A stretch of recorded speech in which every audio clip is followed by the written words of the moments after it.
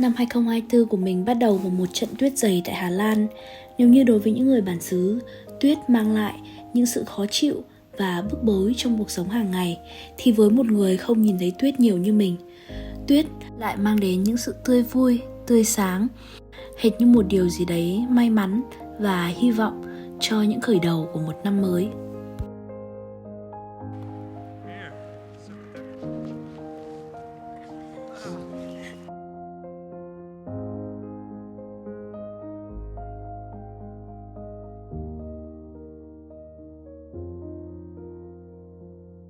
Và mình còn vui hơn khi biết rằng khi cơn tuyết này qua đi, cũng là lúc để mình lên đường trở về nhà ăn Tết.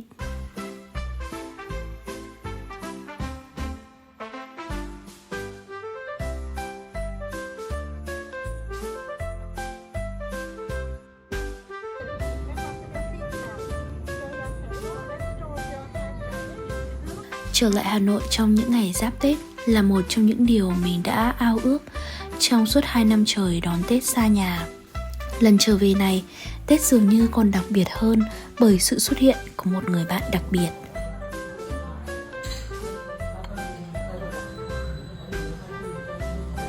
Really good.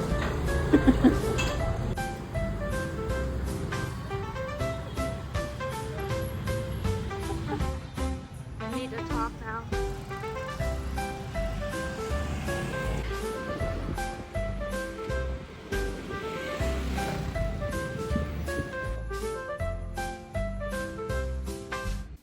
Một trong những điều làm mình hạnh phúc nhất năm 2024 đó là cuối cùng mình cũng đã có thể cho George thấy được không khí Tết mà mình thường hay nhắc đến là như thế nào.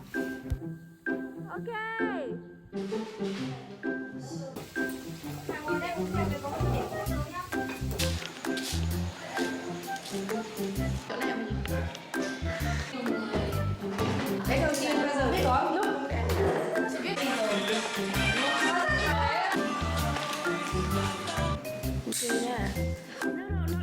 Có lẽ George sẽ không bao giờ có thể cảm nhận được cái không khí Tết như cái cách mà mình cảm nhận về nó. Nhưng quan trọng là bạn ấy đã được tận mắt trải nghiệm và hiểu thêm được phần nào về cái không khí Tết mà mình luôn mong ngóng mỗi dịp cuối năm.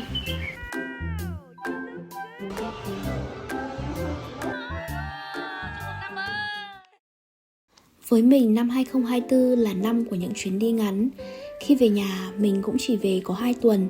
Rồi quay lại châu Âu, những chuyến đi cũng chỉ kéo dài từ khoảng 2 tới 3 ngày.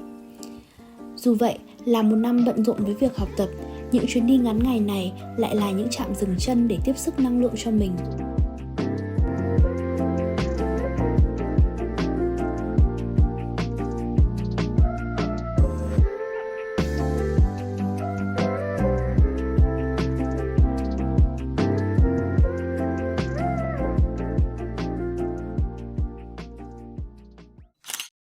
Không nhất định phải đi quá nhiều nơi trong một năm, nhưng nhất định mùa hè là phải tới Ý. Và mùa hè năm 2024 cũng không là ngoại lệ.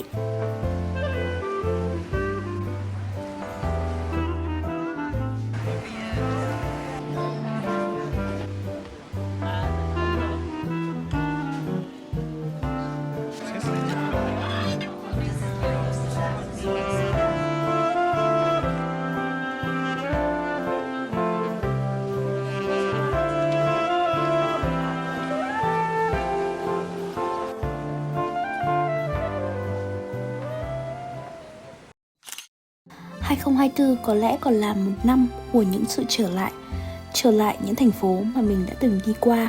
Nếu như vào mùa xuân mình đã quay trở lại Bonn, thì đến tháng 8 mình lại có cơ hội để trở về thăm Paris một lần nữa.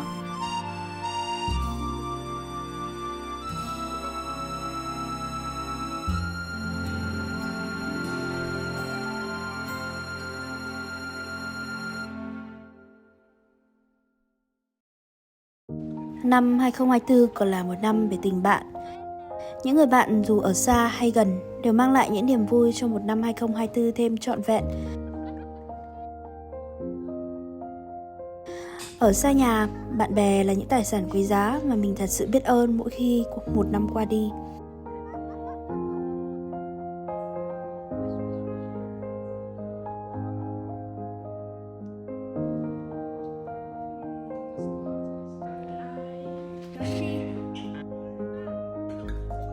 Dù có rất nhiều khoảnh khắc trong năm nay khiến mình tự ti và phải đặt câu hỏi về những tình bạn mình đang có, nhưng những giây phút ấy cũng dạy mình thêm nhiều điều về lòng tin và giới hạn của những mối quan hệ. Mình nhận ra dù năm nay tình bạn có cả được và mất, mình vẫn cảm thấy biết ơn nhiều hơn vì những người bạn vẫn đang ở đây.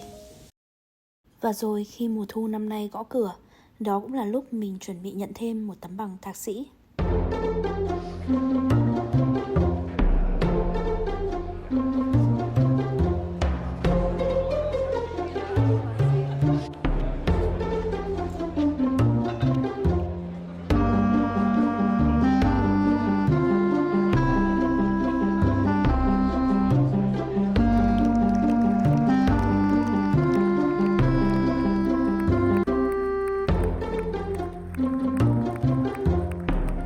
Thêm một tấm bằng, thêm nhiều kiến thức, nhưng với mình cũng là thêm nhiều gánh nặng. Gánh nặng về những hy vọng lớn hơn cho sự nghiệp trước mắt, gánh nặng cho những kỳ vọng từ gia đình, và cả những gánh nặng vô hình mà khó có thể gọi tên ở đây.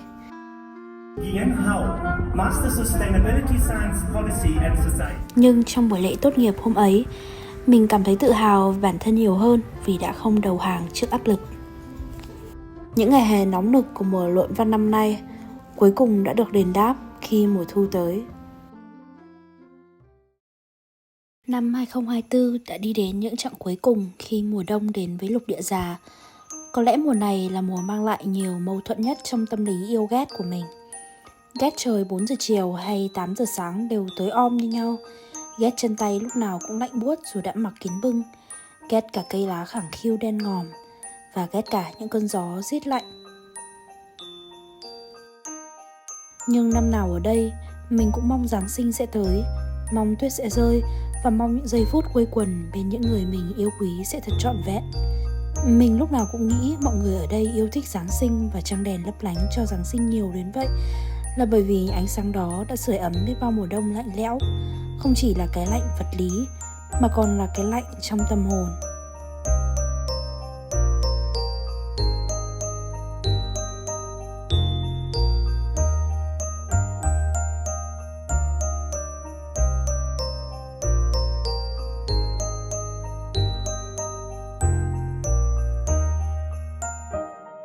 Mùa đông năm nay, mình đã có dịp được ngắm nhìn những thứ ánh sáng kỳ diệu đó ở chợ Giáng sinh Strasbourg. Nhưng thứ sưởi ấm mình năm nay không chỉ có ánh sáng, mà đó còn là những thức uống nóng hổi, là những món quà Giáng sinh được chuẩn bị bằng cả tấm lòng của người tặng, là những giây phút bên gia đình George và những món ăn ngon dưới bàn tay của một người mẹ trong những giờ phút sum vầy cuối năm của gia đình.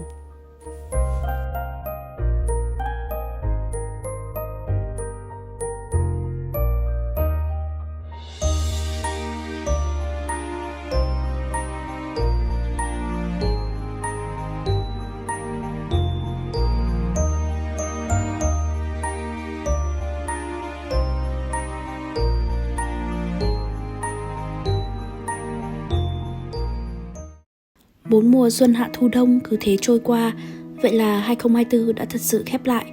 Trước khi làm video này, mình đã nghĩ rằng năm 2024 không có gì ấn tượng và đáng nhớ. Nhưng khi nhìn lại những thước phim, mình nhận ra những giây phút đáng nhớ không chỉ được định nghĩa bằng những điều lớn lao, nó đến từ những điều nhỏ bé và khiêm nhường hơn nhiều.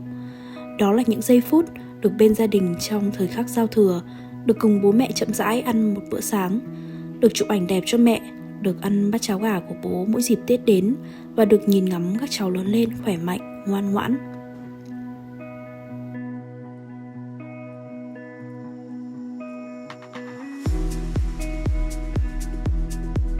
Những điều đáng nhớ còn được tạo nên khi có một người đặc biệt luôn yêu thương và đồng hành với mình trong mọi hành trình, được cùng người đó trò chuyện mỗi ngày, tự tạo ra những khoảnh khắc ý nghĩa riêng với nhau, cùng nhau vun đắp và nhìn về tương lai.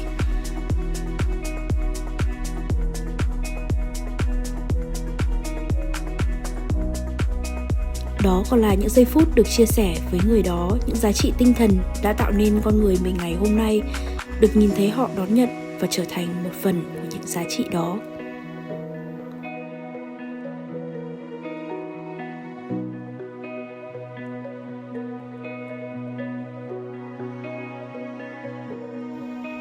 Những giây phút đáng nhớ còn được định nghĩa bởi những khoảnh khắc bạn bè luôn nhớ tới mình theo một cách mà mình chưa bao giờ nghĩ tới, được họ yêu quý, trân trọng và nhớ tới dù cuộc sống của mỗi người đều bận rộn với những hành trình riêng biệt.